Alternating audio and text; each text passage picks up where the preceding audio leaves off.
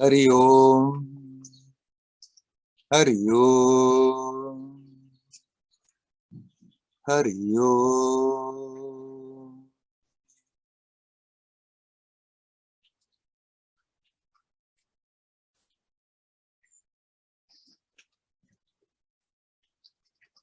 Hello, my friends. Right now it's raining a bit. Hopefully there won't be a big storm.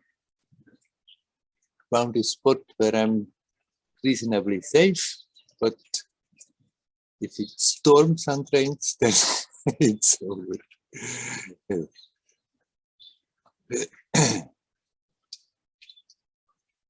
Yesterday evening, they lit the light on the mountain. Usually hundreds of thousands of people are coming for that event. Now they have restricted the number of people who can enter Tiruvannamalai and environment to 20,000. So I think they're always having an idea how many have come in, and when they go, new people can come in. So some people are walking around the mountain, have been walking since yesterday, still walking. Tonight will be the walk of the full moon, and the same policy continues of just letting 20,000 people in at a time.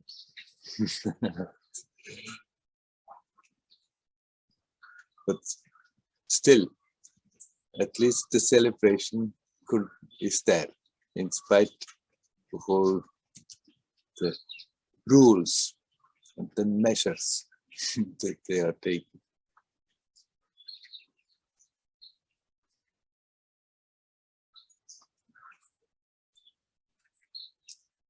Recently, I have been talking to a friend who has been doing practice quite for a number of years. And he, with his practice, is quite capable of pushing himself then into another altered state, relative good state, which is good, which is not necessarily for everybody the approach one has to go, but if one goes on again and again, then gradually that changes also the psyche. But then there were some problems in his life we were discussing, and I commented on it. And at the end of all the discussion, he said to me, so that means it's like going back to the basics. And I said, yes, exactly. Going back to the basics. Actually, that's what I'm doing all the time. Bringing people back to the basics. The simple basics of learning to be consciously conscious here now, somehow or other, and let go, relax. We can learn all these intense practices, complicated practices, exotic practices, but still we have to somehow master the basics. Once the basics are really mastered, then the road is clear. Whatever you practice, whatever technique you practice, whether you just are silent and open without any practice, without any technique.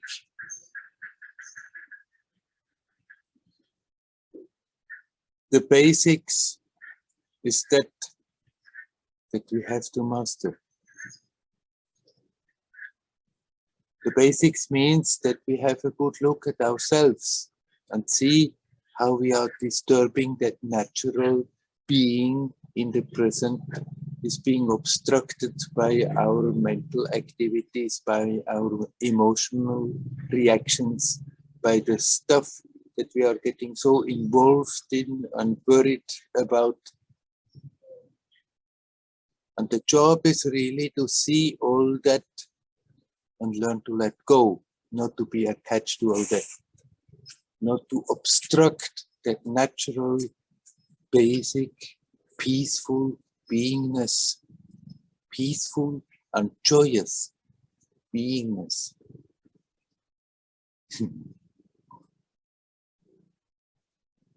And I'm hammering on that all the time, on those basics, for that's really what is necessary most. It's most needed. All these practices we can do, but even if you do techniques, advanced techniques, when you do it, always remember it's for the purpose of making it easier to connect with the essence timelessly now, and then let go. If the practice helps that, then it is very good. But if we are not reminding ourselves that it is for that, we can practice and achieve all kinds of things, but somehow or other, sooner or later, we have to turn the attention back and look at ourselves and see what's going on and learn to remove what is obstructing that natural beingness. That is the basics. Because I'm talking like this, I remember once another man who also sometimes gives satsangs has been telling to friends of mine, yes, Werner satsangs, they are all right, but they are for beginners. And then I told him later, yes, you're right. It's for beginners, but in a way, if you are really sincere, we remain beginners all the time, because wherever we get, there's still that infinity. And looking at that infinity, you're always a beginner. And this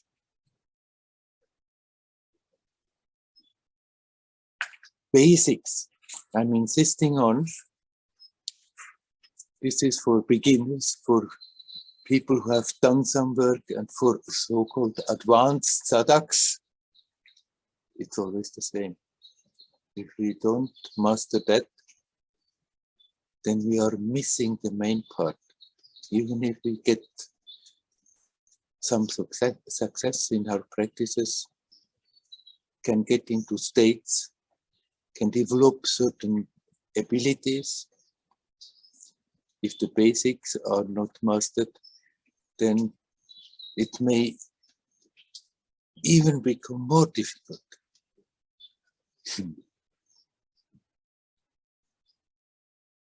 I mean, if somebody is able, through the meditation, to push himself, herself into a state of great quietness,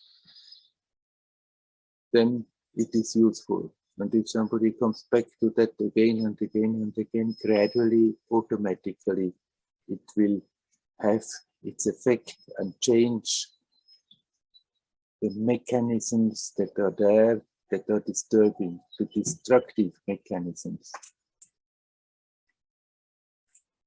But it makes it even much more efficient if we always remind ourselves.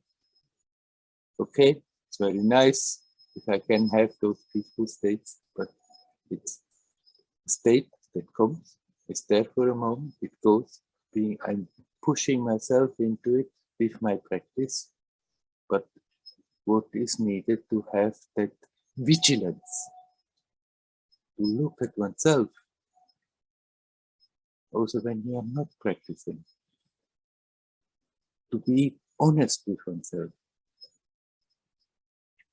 Because when we are honest, we see the tendency is there out of habit to always make others responsible for what is happening to us. Instead, of admitting, okay, I brought it about. I'm doing that to myself. And now I learn not to do that anymore. That is the job. That is the basics we have to master, no matter how advanced we are in spiritual practices. If we don't do that, we can go on and on. Practicing in the long run. It will have some benefit, but we could, with that same investment, if it's directed wiser and comes directly to the source, could get much more out of it. I just thought I share that with you. It really was a moment that, yes, he's totally right. And he was a little bit desperate and said, yeah, but then I have to come back to the basics. Yes, that's what we have to come back to. Master the basics and the road is clear. From then on, it goes on joyously, playfully, without resisting all the time what is happening, without being in tension all the time about wanting to achieve something, being angry and frustrated for not getting it, or otherwise being very proud and egoistic about achieving something or other. Here now, at ease, at peace, natural, silent. Come back to that. When you are active, when you are practicing.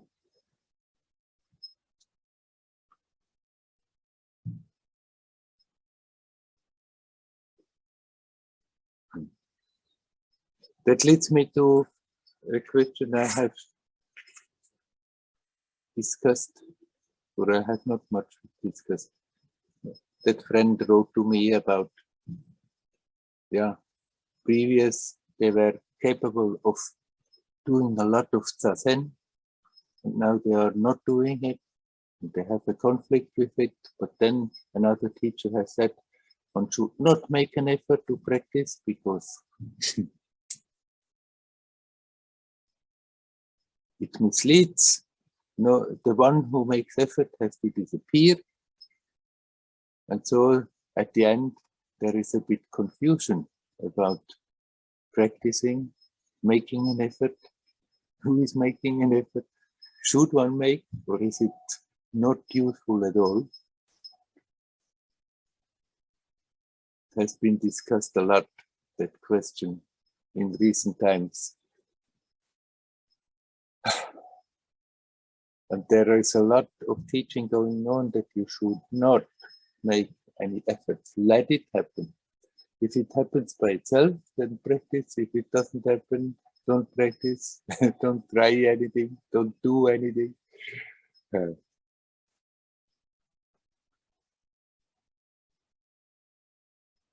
It's good to know that as long as I, as a person, I make efforts even for a good thing, and even very sincerely to go deeper spiritually, the ego will sneak in. For whatever we are doing, if we are hooked on that level, it's flavored by the ego. But it's also flavored by the ego when I decide, no, don't make an effort, because an effort is only coming from the ego, but there is also the ego in I don't need to make an effort.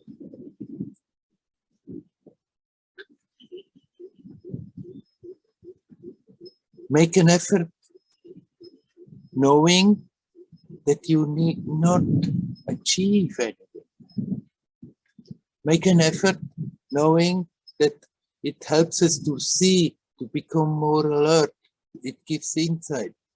And I become more and more aware how much of effort I'm making, how many efforts I'm making just to keep that experience alive where I'm locked in, where I'm not happy, where I'm suffering.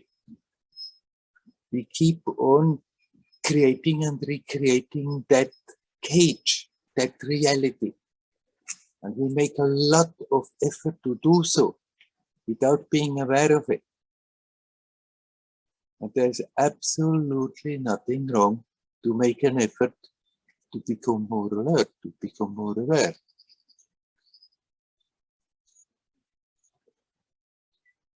But you can go about it in a playful way, not, I want to achieve something. I've been doing that a lot. It was very painful. Eventually, I had to let that creativity go. And finally, totally.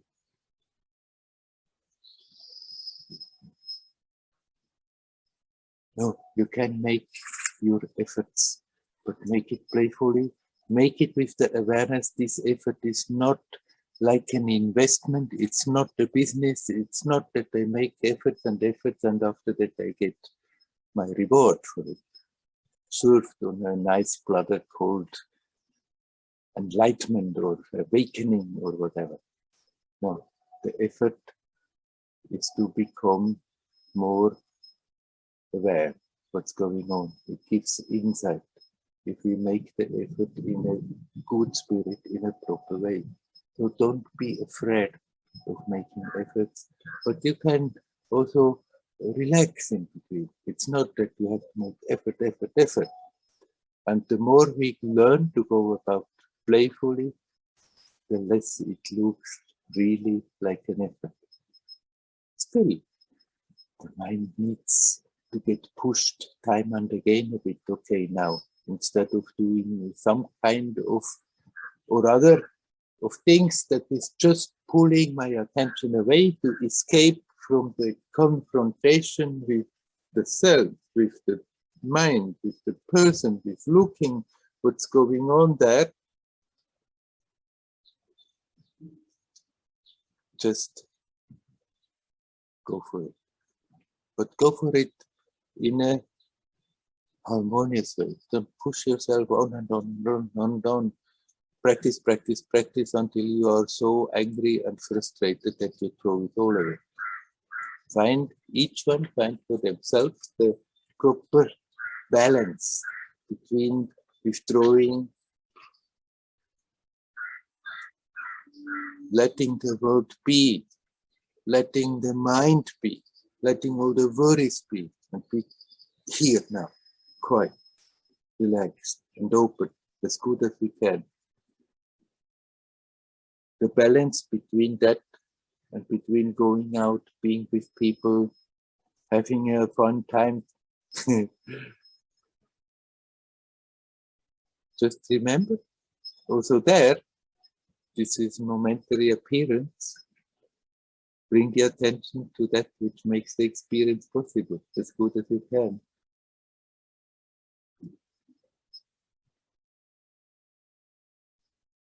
That little effort is needed, that we push ourselves again and again and don't think, yeah, when it's the right time, practice will happen by itself.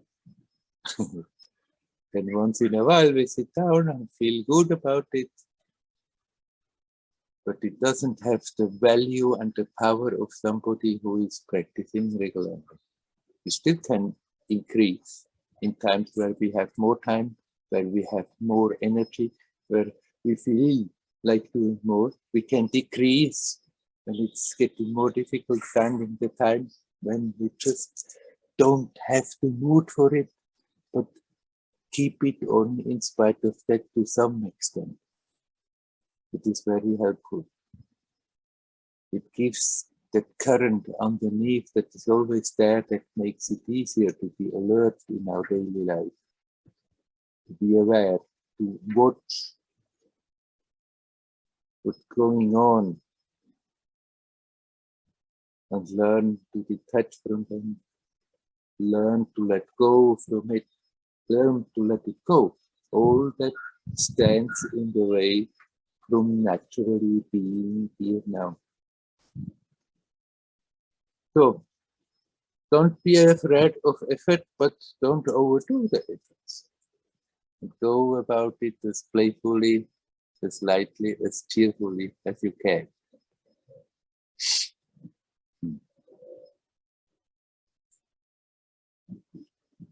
All right, now I have been talking for a long time. Is there anybody else who would like to say something? Please come in, you are welcome.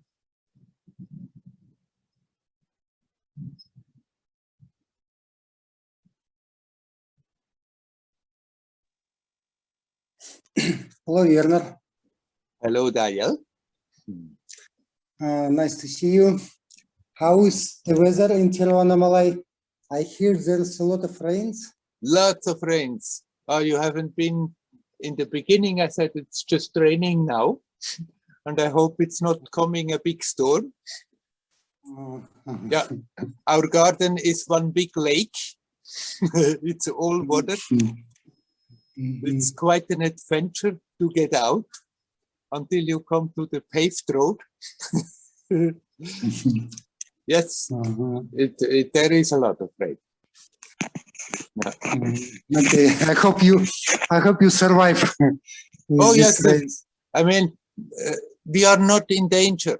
There are other places in Tamil Nadu and in Kerala where they are near mountains, where there are earth slides and their houses are getting destroyed, or places near rivers or lakes where they are getting flooded and their habitat gets destroyed. For us, it's just a nuisance, but we don't have, we are not in any real danger. Yeah. I have a question about eclipse. Yesterday it's happening moon eclipse. It's happening a few times in the year. Yes. And some friends was talking, you have to be careful this time, not start anything new, better to stay at home, something like this.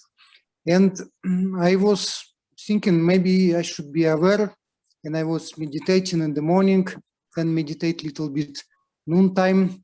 And then I saw the video there, somebody said, on this area, no problem. Moon eclipse will happen on the other side of the earth, so don't worry. And I a little bit relax, and I drive somewhere to do my things. And it's happening such accident, which is very difficult to imagine. You know, we live in a small village, and police come in our village once in a year. Yeah. And I drive in carefully. Usually I observe all the rules, and it's happening. I break the rules, and the police was there. So it was such coincidence. So I was wondering, it's really working such strongly. I have to pay the money. Yeah, and I just want to ask you about this astrological influence, how to avoid them, and on the other side, how to use them, because some people saying it's very good to meditate during eclipse. You have to clean, you can go in deeper and clean up more, whatever. So any comment you can give, please. Right. Well, here in India, it's very strongly tradition that the eclipse, both the lunar eclipse and the solar eclipse, are very inauspicious times. So people try to refrain from any activities, or then others go and are in a place and go and bath in the Gangas or something like that during the eclipse in order to use the energy to purify them. Anyhow, of course, when two celestial bodies are in one line like this, then there is a special energy. And since you all already have that ID in mind, then maybe you are aware, and during those times you don't do too much, but are just as self-aware as you can. But it's not like for the day when the eclipse will be, but that is just for the time of the eclipse. So now, of course, we are all influencing each other. And so now, of course, the stars, the sun, the planets, the moon, they do influence everything. They do influence our personal life. And I know people who are always looking in their horoscope. This day, at that time, there is an auspicious time, and that time is an inauspicious time, and try to arrange their life around of that. And it becomes a burden, and actually it's based on fear that if I'm not using it properly, if I'm not doing the right thing at the right time, then something bad is happening. And it's much better not to nourish that fear. If somebody is interested in astrology and wants to know all this about auspicious times and inauspicious time and whatever, they can do so. But I think it's much more important that you develop self-confidence, make yourself strong. And then the influences are still there, but your influence is stronger than all that influence that comes from outside. And then you just don't worry so much about it, about auspicious times and inauspicious times. But since eclipses don't happen so much, and somehow that idea is in your mind, that is something you have to tread a bit careful. So you can also do that during the eclipse, if it's possible, you rather remain quiet and concentrated. But if you can't, don't be afraid. Nothing bad is going to happen if you have confidence in yourself. If you do things with the fear, oh, maybe it's not good to do it, but I have to do it, but actually it's not good and something may happen, that's the best invitation that something is going to happen. That the police catches you.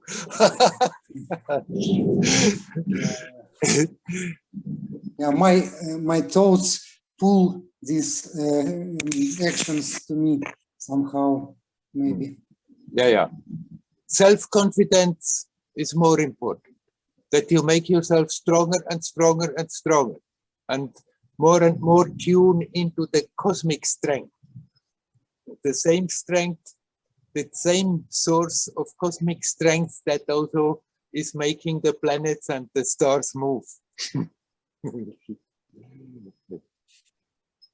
Yeah, okay, understand. Yeah. I will keep on this way. Yeah. Collective force. Yes. Collect your force, and it's mainly that we learn to have confidence, that we don't block that all the time, that confidence is there, that source of strength is in myself, that we dare more and more to connect with that, instead of trying all kinds of tricks in order to build up things. Yeah. Okay, thank you. You're welcome. Hari Om.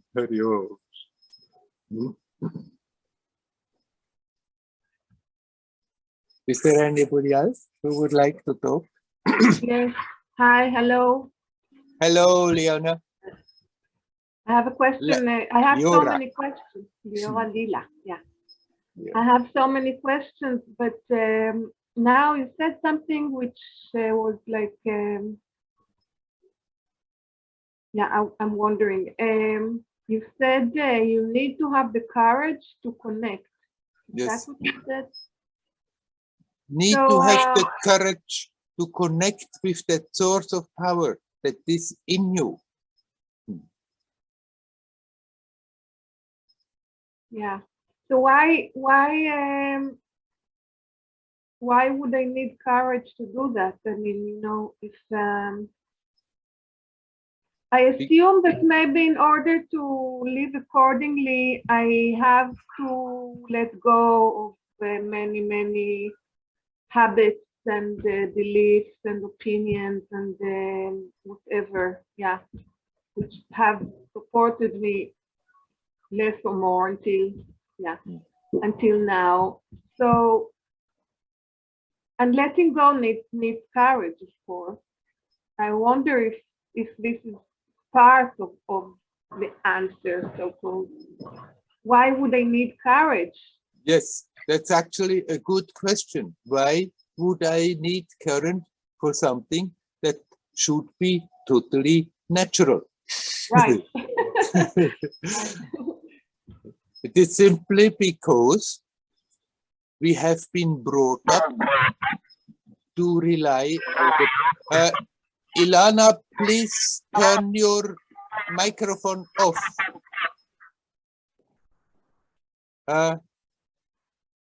There is Ilana who has a microphone on and it creates trouble. Can you please turn it off? Thank you very much. So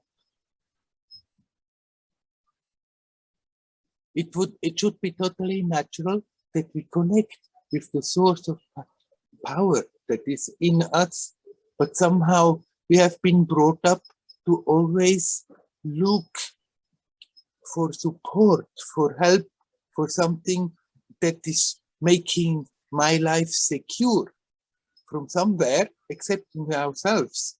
And then if we stop doing that out of habit, the fear comes. Yeah, but if I'm not always struggling to make sure that tomorrow nothing can happen and blah, blah, that we are always worried about trying to find security in circumstances. Out of habit, it needs courage. Then instead of that, to come back to yourself. Learn to rely on your own strength. Develop self-confidence. Yeah, in that respect, I'm not sure. I have to look into it because self-confidence is, again, according to our upbringing, is something defined by many, again, opinions and ideas. But here you're talking about a different quality, maybe, of the self-confidence, different quality. And you said something before about the cosmos, and it's like, yeah, yeah. It's to be somehow to open up to different power, to different existence, even, I would dare say, somehow, again, to let go of all what I've learned in a way in my life. Right. As long as we are totally identified with I am the person, I am this person separate from everybody else, and then self-confidence is very extremely limited. That me, if I'm having stronger muscles, then I can I can be a bully and do whatever I like. Or me, if I have more money, then I have more power and can do whatever I like. It's an extremely limited confidence. The self-confidence, you're right, it's another category. The self-confidence I'm talking about is to learn to have confidence that you are connected with that source of energy. That same energy that is moving the stars, that same energy that is creating all this cosmos, that you are connected with that, and you don't need to look outside and be afraid, if I'm doing this, then something that can happen, and be always calculating to create an external security, but learn to rely on that source of power. That is the real self-confidence I'm talking about. That source of power that creates all this, that you are connected to that, that you need not look for it somewhere else.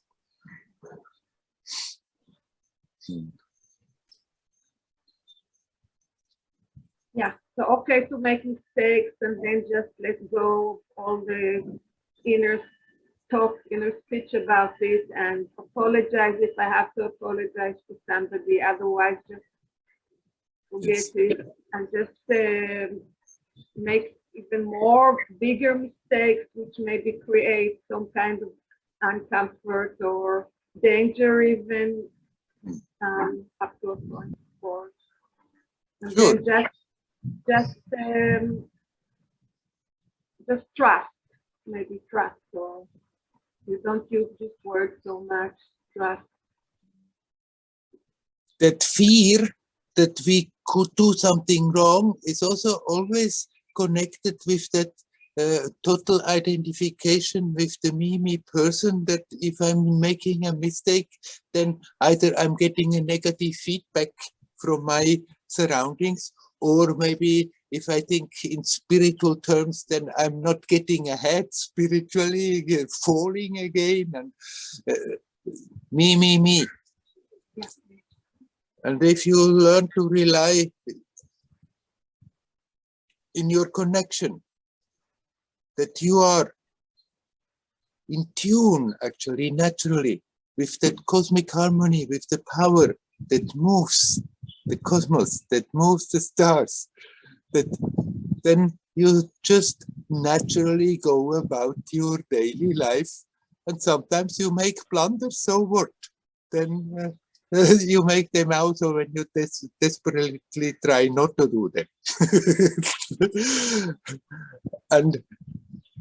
And if it's done with innocence, they are not mistakes really, they are learning pieces.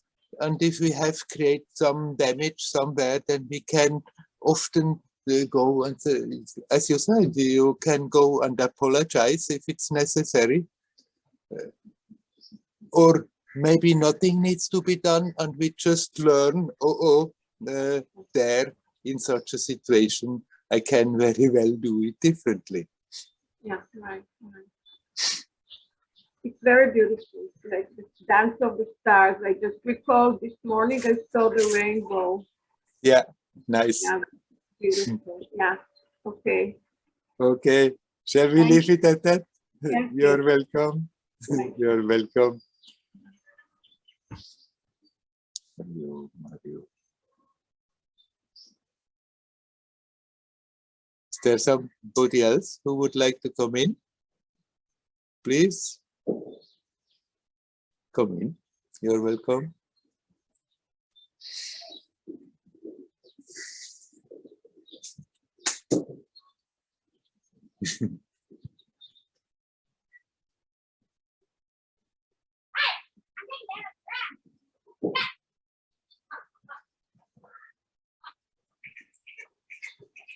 Hello, Werner.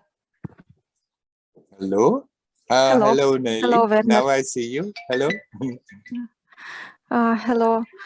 I see it's very important for me what you said about self-confidence and about this connection, self-connection. I see that I learned to listen myself and to listen myself more than others, because really there are a lot of information that recommend to do this and that, and this is better to do this and that. And one time, some time ago, I was matching all these recommendations and tried to do everything right. Yeah. Right, right. And I, yeah, and then I was fed up of it, and I really lost myself and my own decisions and desires, and this understanding what is good for me. Yeah, and just yesterday I read some information about this eclipse. What does that mean? Eclipse, yeah. That we should not eat for some hours and don't drink and even don't go to the toilet. Yeah, I read it and decided that it's not for me. No, yeah, just I see so many recommendations, but it's so important to listen to ourselves, what is really suit to me just now, this moment. Yeah, not only this situation, but others. I see last time I learned to listen to myself more, and yeah, and put more attention on this, on these feelings. Try something and feel how it reflects to me. Yeah. Right. Because, This is really the time for that. I mean, if you read some recommendations, if you read some instructions, and it strikes a chord in your heart, and you understand, oh yes, that feels really good, then you can take it. Yes, that's for me. But if it doesn't, it's so full of instructions and recommendations now about every damn little thing that you get crazy if you want to follow that all the time. And it's really time now to learn to listen to yourself. Deep down, we always know perfectly well what is good for us and what not. Yeah, yes, exactly. And I thank you very much for these reminders all the time about this, about the connection and about this aspect in ourselves that is not touched by anything. Yeah, sometimes I feel that connection better in myself. If I feel some worries, I remember about this aspect, and sometimes I feel some little glimpse of that these worries go back, and I feel myself more straight, more stability. Yeah, and this is very, very pleasant. Yeah. Yeah, good, very good. Yeah, it's a great present for me. Yeah, this feeling. Great. And I want to, yeah. Yes, you just continue like that, and you go on developing confidence in what you feel. And that's, I just said before to Liora, if we after that make a mistake, so what? It's no big deal. We learn from it and go ahead that much the wiser. Yeah. Yeah, I feel now it's how important it is to do what I really feel and want, and doesn't matter what is it right or not. Yeah, if I feel it's not so good, I will change it. Yes. Yeah. Yes. And I want to have one more question, Werner. Yes. I thought about the fears, and as it is known that the great fear is the fear of death. And I thought that sometimes it happens that people are afraid of some things in their life more than death, and prefer death than to deal with some difficult situations. Yeah, with some pain, to feel some pain or feel some disgrace or something else, and yeah, they prefer to die or to commit suicide. And how to explain it, that if the main fear is death, but some people are afraid life or some difficulties more than death. How to explain it? Well, if the emotions get all worked up about something, like you said, disgrace, that if a situation is there and somebody is afraid, get completely disgraced in the public, and this self-image and the public image are very important for that person, then it's just too much to stand it, and then better to get out of the whole thing than to confront it. It's certainly an act of despair at the emotional moment, and the person doesn't at that moment think too much about okay, but that is something dangerous. Just then the emotion to want to escape from a possible situation becomes stronger. Or you mentioned pain. I mean, that is not really fear. If somebody is just in utter physical pain and knows I cannot get out of it, it's just going to continue, that then the person said, it's not fear, it's just that the person says, okay, I'm done with it, I cannot stand it anymore. That it's then more also an act of desperation. I cannot stand that fear anymore, so there is a way out of it. Then that doesn't look so terrible. Yeah. So it means that death is not so frightened as something else. If something else comes up and becomes in the mind of that person important, and more important, then the fear of death is receding a bit.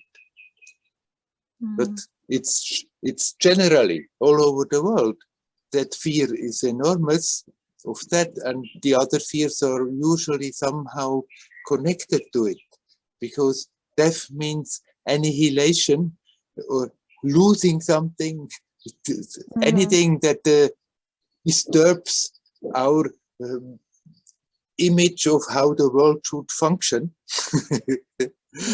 is a little death. And that uncertainty of what might happen if we leave this body makes people very afraid. But then it can happen that something else in the world, in the circumstances, becomes so overpowering that this is receding. Then they don't even think much about it. They just think, how can I escape this situation? And hope, whoop, it's in an act of desperation, try to escape from something. Whether it works or not is another question. Whether they can escape or not.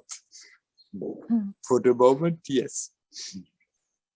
Yeah, I thought maybe there are some kinds of death, not only physical death, but when difficult situations come and we don't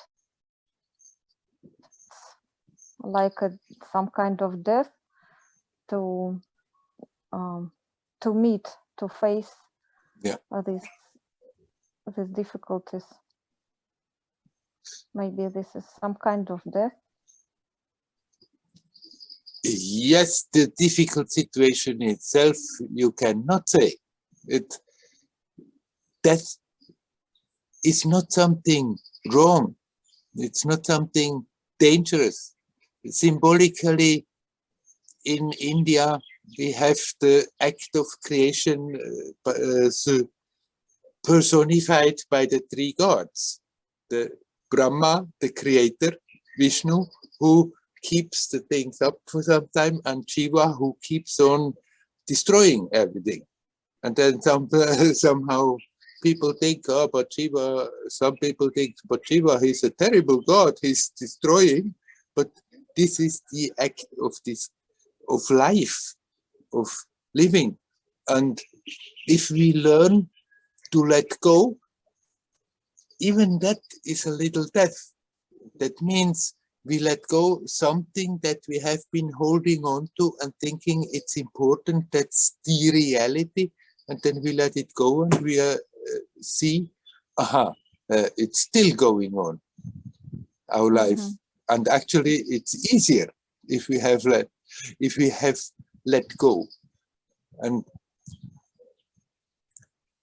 that idea of eventually having to get out of this world, letting go everything that we have accumulated, letting behind all our relationships that we have, is frightening for the mind. Well, most of the time it's a big liberation that consciousness goes on. Then difficulties that come, the difficulties are not a little death, but it's good to confront them, and we can learn in the difficulties about ourselves, and we can learn to die more and more, to die better and better from moment to moment. And then life becomes interesting if we can die. But the difficult situations, they will come. If they become enormous, then sometimes people are just so much despaired by it and think that they cannot handle it, then they try just to escape. But basically, as a rule of thumb, it's better to face what we have to face and learn and grow in it. Even if it's not always pleasant, what we have to face, then face it in spite of that. Yeah. I see. Thank you, Werner. You're welcome. Hari Om. Hari Om. Hari Om.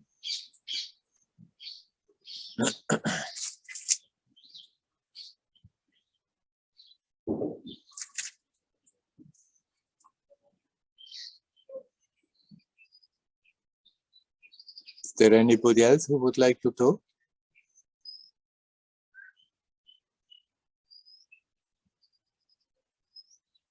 But we talked in the beginning with Nelly about all these rules that can be made about everything that exists, about the whole process of living, theories, rules, and some say like this and some say like that. And we can get totally crazy if we just always listen what they have to say, what one should do and should not do. We can still always be open for a good tip. And sometimes from somewhere we hear something or we read something and it makes click. Oh yes, that feels so totally right. And we can adapt that.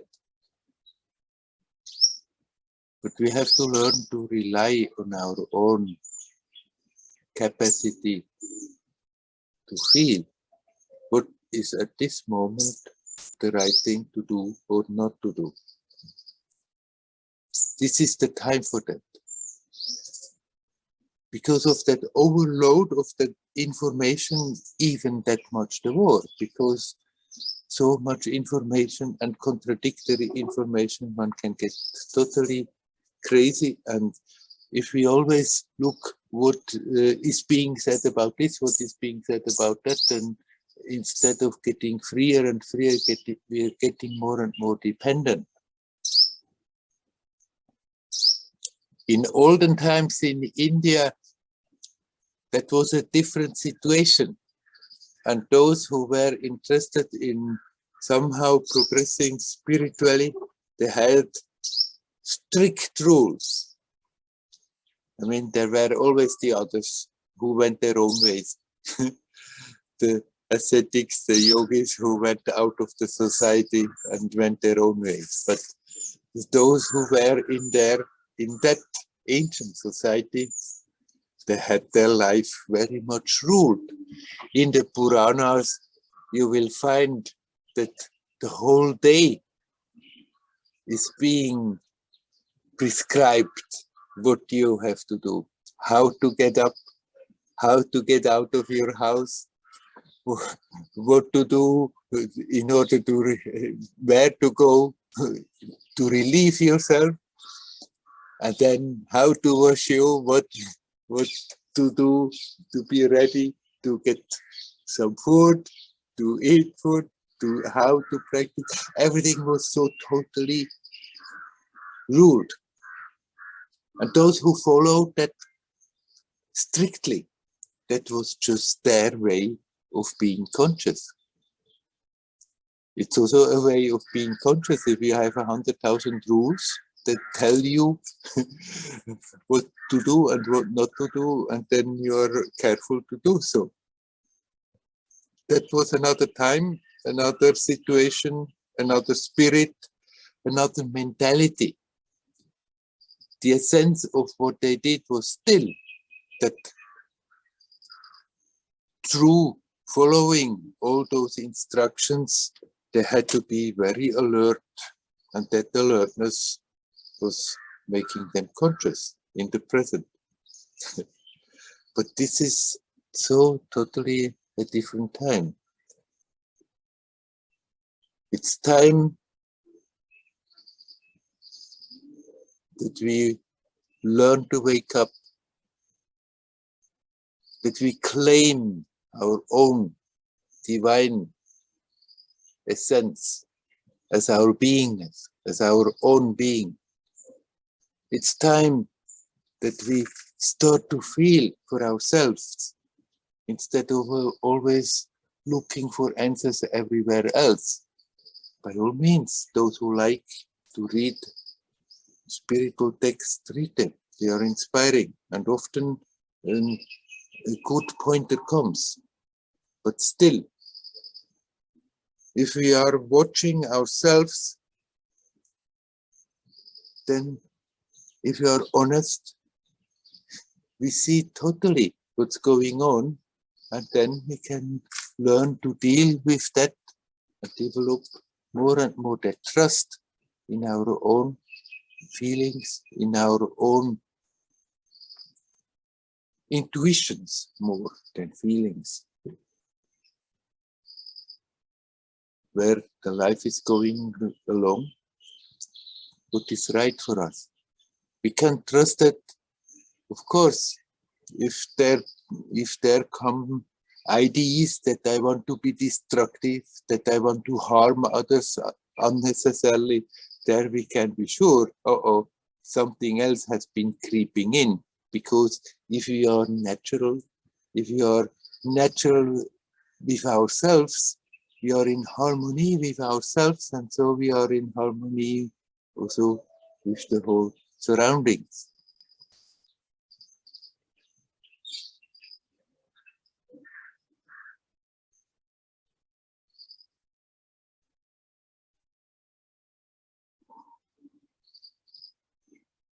We have all that possibility to connect directly with that source of power. Actually, we are connected. Our attention has been trained to be separate, be away from it.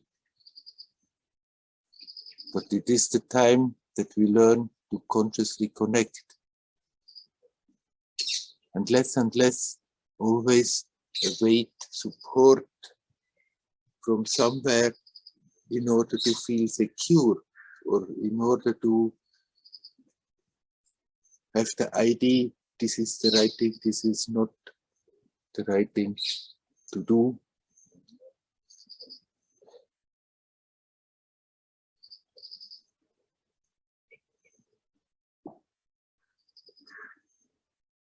It's going to change what is happening in the world.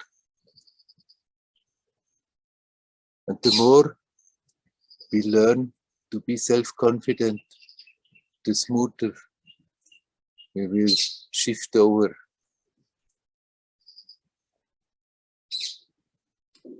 Whatever changes that are going to come. And I reckon that new world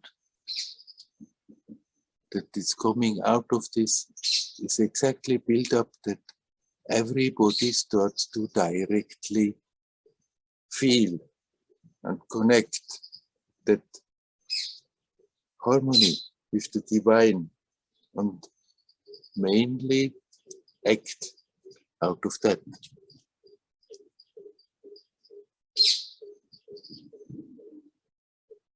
That doesn't mean we have to be close. Once again, I repeat it, closed, don't want to listen to anyone, don't want to hear anything, don't want to get any instructions. We can mutually inspire each other, give a tip here, give a tip there, get the tip here, get the tip there. The two are not exclusive, but that we basically develop that strength with this time. To rely on yourself, that you have the source of power in yourself.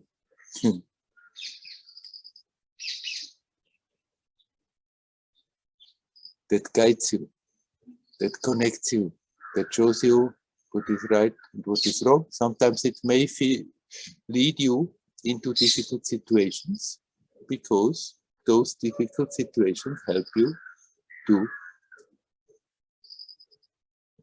become more self-aware, to learn from it, to grow from it.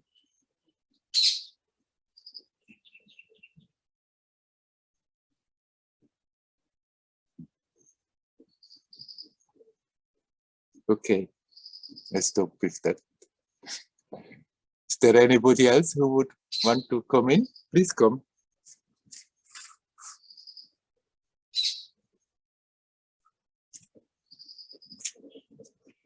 Pull my feet a bit up from the ground because the mosquitoes are coming and eating them all the time.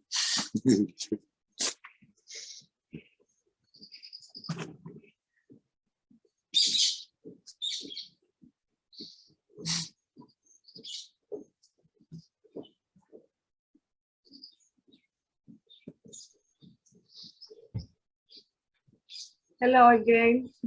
Hello, Leora. You're I welcome. see that seems like nobody wants to. So I wanted to ask something about accumulating. You said before, accumulating, this action of accumulating, act of accumulating money and stuff. Yeah. And friends and good experience. I don't know, whatever. So actually, specifically, actually it's accumulating is always for the future somehow. So first I'm busy in the act of accumulating stuff, whatever it means. And then comes the future. So there is no really time to actually enjoy have accumulated, so if there is, let's say, when it comes to money, we work, whatever, and then we go on pension, and then still it's not enough. We somehow we have this fear that we won't have enough money for, but let's say now I'm 66, so I'm not going to live more than 50 years from now, but probably less. So actually, very much know that maybe I have enough money now for the rest of my life.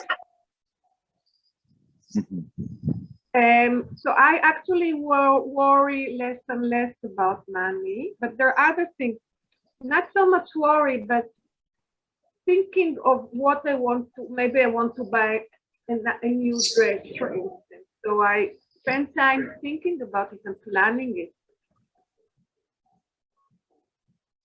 And then I buy the dress and then I enjoy it for a couple of days. And then it's another dress. I don't have so many clothes anyway, but still, even for me. So it's another dress in my closet.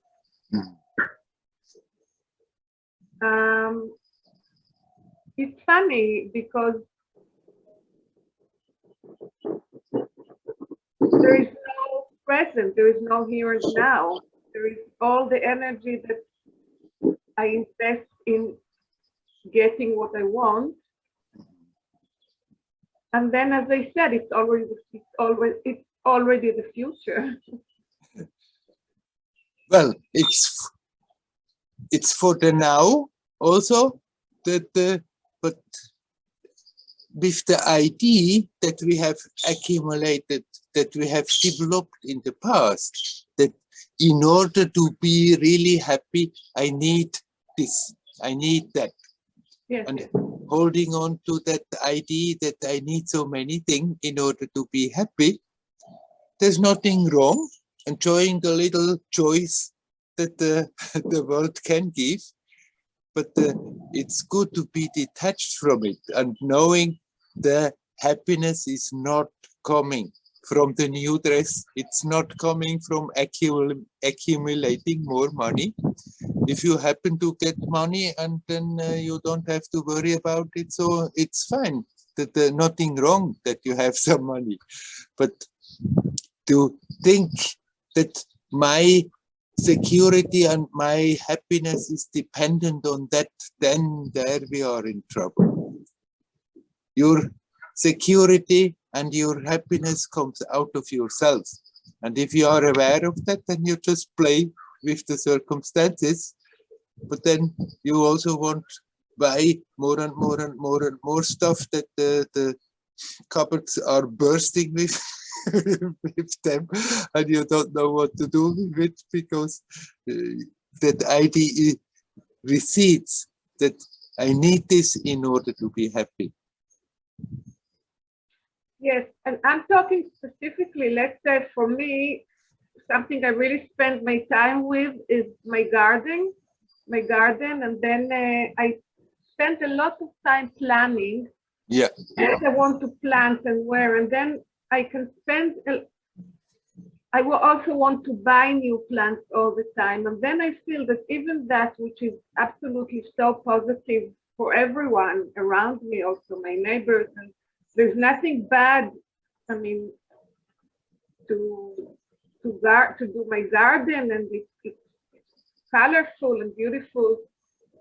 But still I feel that, and I do enjoy, I enjoy the planning, I enjoy the work, and I enjoy the things. But still I feel that this energy that I spend on wanting. Right, that's of course. Also tiring. It comes instead of just being here and now, because right now, let's say it's raining or I can't go someplace to buy plants. I can't go out because it's windy, so I can't work. So I plan. Yeah. So, I mean, so it's instead of just being here and now, where I can't do, when I can't do what I want, just planning is like to compensate myself for. So there's always this planning that is like sometimes instead of just be with what there is right now. Yes.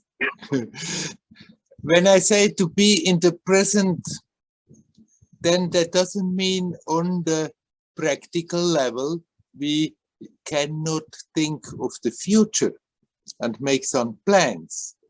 But the difference is whether you do it consciously, being now and thinking of the future, that you could do this and could do that, or whether you completely get lost in it. Yeah. And whether you decide to do so because it makes sense, and when it's not necessary, you put it away, or whether you compulsory go on and on and on and on and on and on. And then sometimes it's when that is happening, it's good to say, hey, come on, be here now. Leave that for the future. Now just be here. But, Yeah. But on the practical level, I mean, you cannot even make a little journey without a little planning. You have to go know when the bus is going and like that.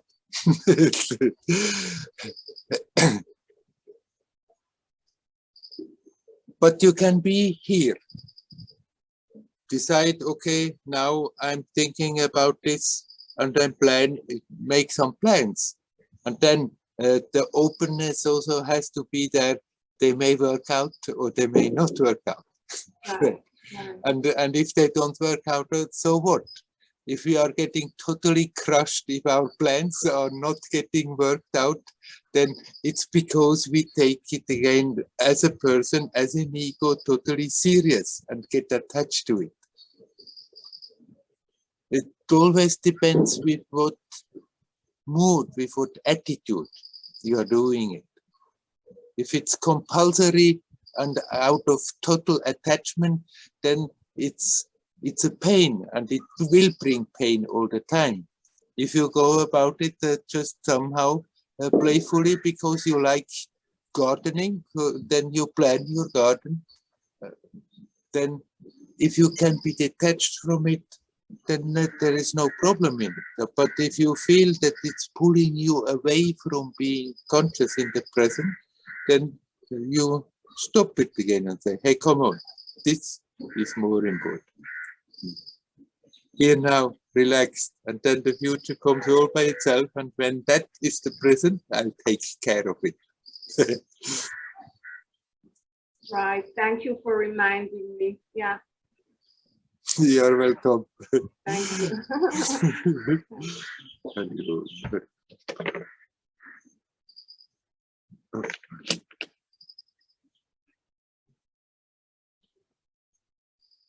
Is there anybody else who would like to come in? We have some more time.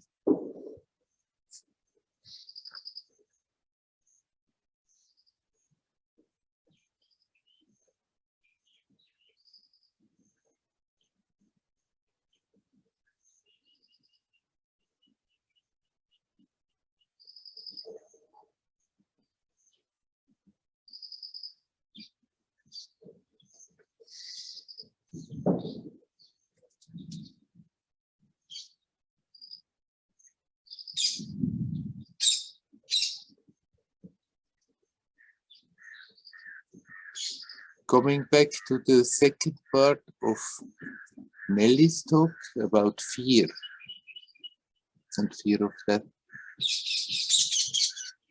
Also, somebody asked me again about the fear of letting go. They said they can sit, but then somehow they can't let go of their stuff and wonder whether it's out of fear.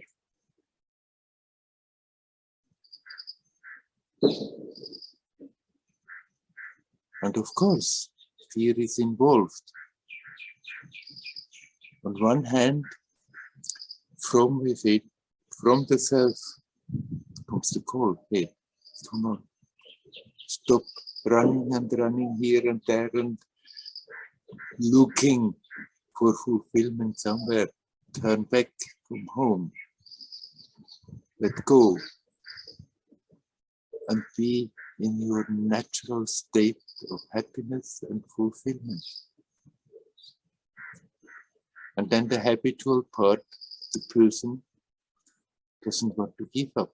He's afraid. If I'm not running, if I'm not trying to squeeze out a little happiness here and a little happiness there, and even when somebody wants to sit and keep quiet, the mind doesn't want to give up because thinks that the idea is there. If I think about things, that also gives a certain fulfillment, a certain happiness. Just out of habit, it's then a total compulsion. And that superficial personality that doesn't want to give up. So that fear is there of letting go. Thinking, oh, if I let go, everything I know, everything that is dear to me, everything that I hate, if I just let go, then what? Then there is nothing. That's annihilation. Then it's again the fear of that.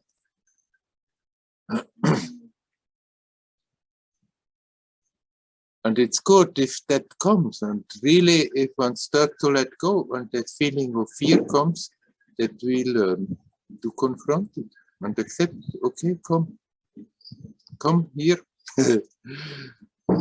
and manifest yourself. And then you see what the fear is really doing. How it is cramping up everything in an attempt to keep things the way they are. Not having to give up, not going into the unknown. When we see that, then we can start to relax.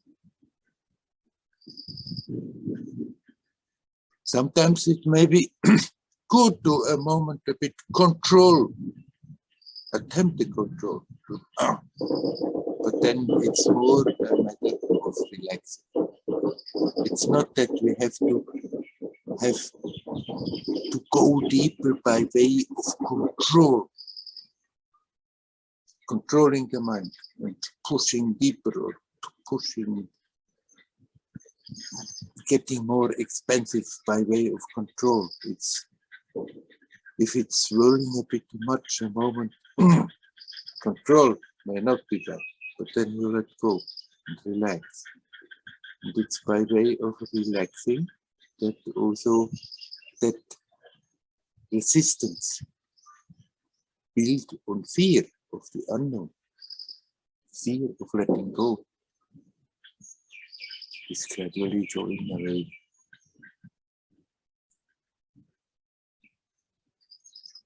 Relaxing and letting go, they are so totally related.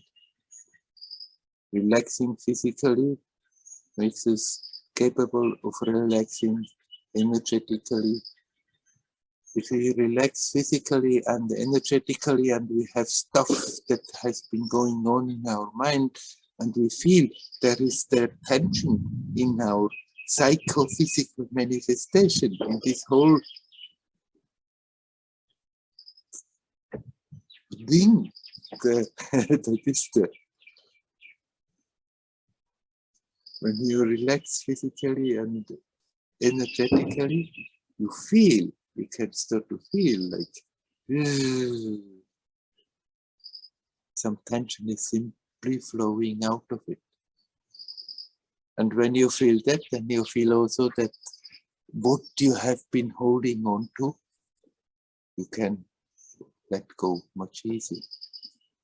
It's again just in a way relaxing by not holding on to an idea, holding on to an emotion, holding on to fear, holding on to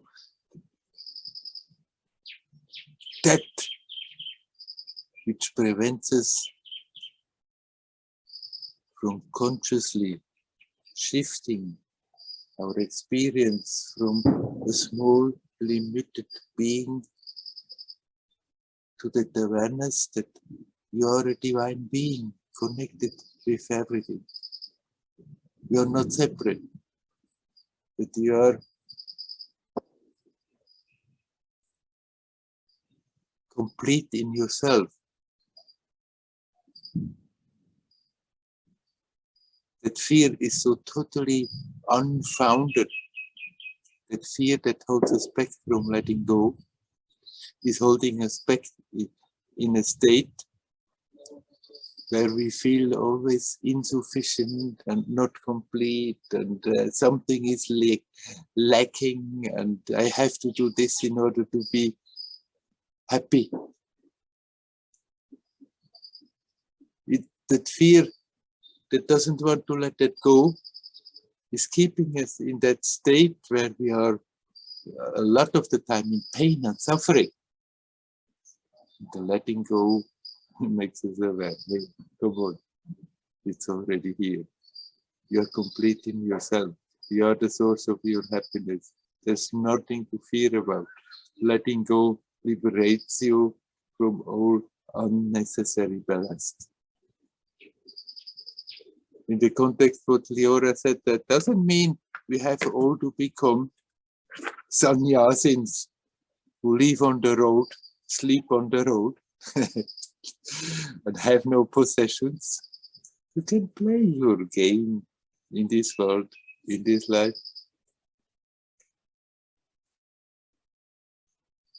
What we have to let go is that idea that I need it, that I need always more and more and more and more in order to be happy. That happiness, that fulfillment comes out of yourself. The more we are aware of that, the easier it is to let go. Let go of the attachment of accumulating more, wanting more, needing this, needing that.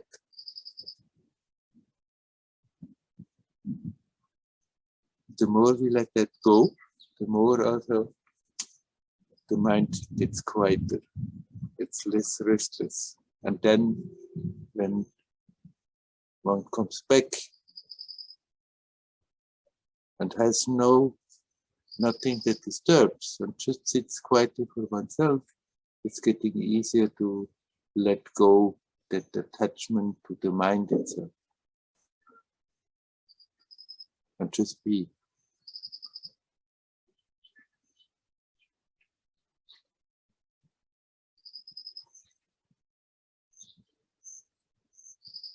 Okay.